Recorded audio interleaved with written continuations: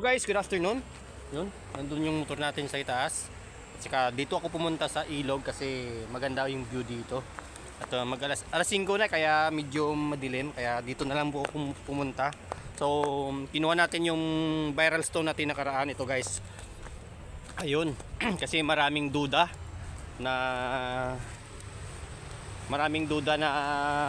palis na daw at planted. So, nakuha ko pala to guys sa San Remigio Antique, pero dito sa Sibalom po itong lugar namin. So ito mga idol, dalhin ko sa ilog ito para i-focus natin maya. So dito tayo sa ilog ngayon. Tingnan nyo, napakalapad ng ilog po dito sa Sibalom. So sige, i-video ko mga idol na in front. Ito na siya mga idol. Kita nyo, dry po siya at hindi po siya napalis. Kasi tingnan nyo.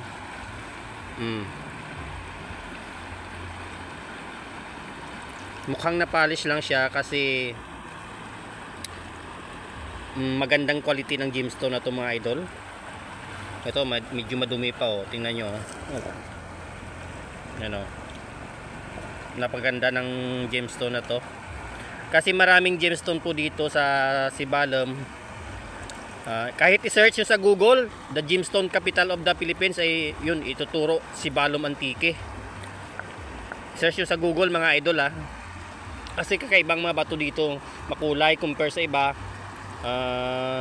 Common lang na yellow, pula, ganun, brown. Pero dito may makulay na green, may blue, may pula, yellow. At nakikita nyo sa mga videos ko, may mga banded jasper po doon. Sa isang bato maraming kulay. Ito mga idol, kita nyo hindi siya napalis, may biyak pa. Yun, makikita nyo sa iba. Pero bihira lang to makikita mga idol. Parang rare po ito na klase na bato. Ito. Rapaw, kita nyo rapaw. Ito may kulay parang blue green sa top, no? May rap pa siya, kita nyo. Video natin ang ganda lang siya kasing quality, red at saka yellow. Rap po siya, kita nyo. Kita nyo, rap po siya. Nasa 3 kilos po ito. Itong video natin itong bato natin ay umabot ng 700k views. At saka mga idol, share nyo po ito para makita ng mga yung medyo negative yung comment. Pero okay lang po yun, at least nagpapasikat po sila.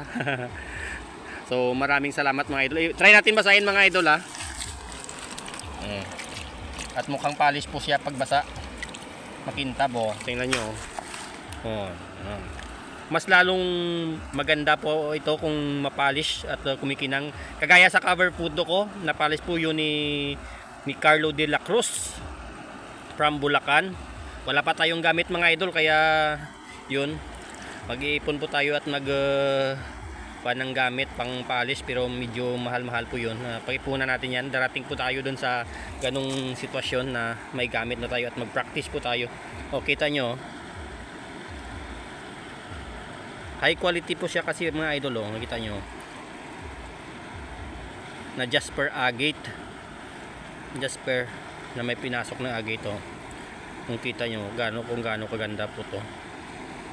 Maganda po to ipalis mga idol, lalo na pag mga cabs, kabutyuns, yun, mga maliliit pong pang pendant, pwede to pang tampok sa singsing, kwintas at sa hikaw. Ikat po nila ito ng maliliit at ipalis po. Yun, maganda po ito, high quality po mga idol. Yung red, yung yellow na yun, nito agate. Ito din agate din po mostly agate mas marami ang agate po dito. Ito mga pula na yan, kita nyo kung gaano kaganda. So this is it, pansit mga idol. Thank you for watching mga idol. Paki-share po ito at para malalaman ng mga kaibigan natin. Kasi at saka mga idol, i-share ko po. Kahit i-search nyo sa Google, may mga healing properties po yung mga bato na to. Pampabuenas po ito mga idol, mga lucky charm. Search nyo the healing properties of agate or the healing properties of jasper. Ito combination po ng jasper agate Ito jasper to sa itaas At dito pinasok na talaga ng agate. Napakaganda mga idol. Thank you so much mga idol.